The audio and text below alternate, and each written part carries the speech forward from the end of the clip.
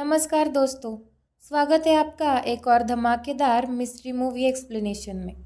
आज हम बात करेंगे एक ऐसी कहानी की जहां लॉजिक और स्पिरिचुअल वर्ल्ड एक दूसरे से टकराते हैं।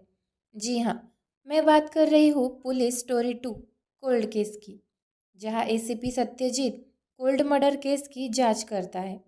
लेकिन जैसे जैसे सच सामने आता है, केस डरावना बन जाता है। तो बिना वक्त गवाए चलिए शुरू करते हैं ये थ्रिलर जर्नी। तो कहानी शुरू होती है केरल के एक शांत इलाके से, जहाँ एक बूढ़ा आदमी नदी में मछली पकड़ रहा होता है। तभी उसे एक आइस बॉक्स तैरती हुई मिलती है। उसे खोलने पर उसमें से एक खोपड़ी मिलती है। ये मामला तुरंत पुलिस तक पहुंचता है।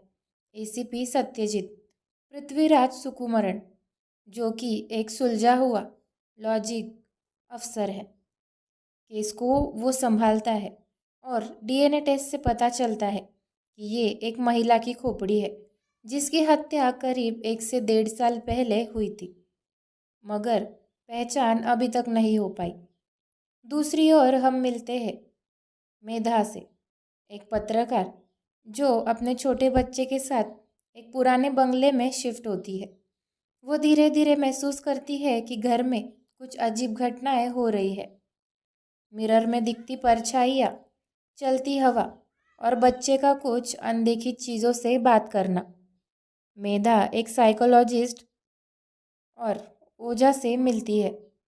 वो सब कहते हैं ये आत्मा है जो कुछ कहना चाहती है। अब यहाँ से कहानी टेक्स्ट में चलती है। एसीपी सत्यजीत की फॉरेंसिक और क्रिमिनल इन्वेस्टिगेशन और मेधा की स्पिरिचुअल खोज। सत्यजीत कुछ सुरागों में पहुंचता है और एक पुराने लापता केस तक।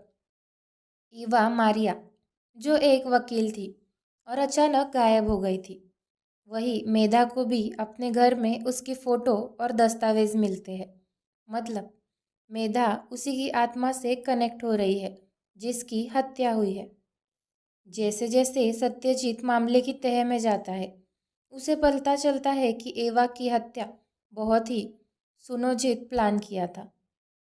उसके पति, जो उसके ऊपर बहुत शरीफ दिखता था और वो धार्मिक भी लगता था, असल में पैसे और ईगो के लिए हत्या करता है। वही मेधा को आत्मा सपनों में और घर में कई निशानों में दिखती है कि कातिल उसके आसपास ही है, ऐसा उसे सपने में आता है। सत्यजीत दोनों एंगल्स को जोड़ता है और केस को रिक्रिएट करता है। आखिरकार पता चलता है कि कातिल और कोई नहीं बल्कि ईवा का पति ही है, जिसने उसे फ्रीजर में बंद करके मार डाला था। मेधा के घर में आत्मा ने जो हरकतें की, वो सब ईवा की आत्मा थी, जो अपनी कहानी सुनाना चाहती थी। सत्यजीत कातिल को पकड़ लेता है और केस सुलझ जाता है, मगर कहानी यही ख़त्म नहीं होती। मेधा अपने बेटे के साथ नया घर लेने चली जाती है। ईवा की आत्मा अब शांति में है, मगर जाते जाते मेधा पीछे मुड़कर देखती है। एक हल्की सी मुस्कान और एक परछाई फिर से सामने आती है। क्या आत्मा पूरी तरह गई या कुछ अधूरा रह गया?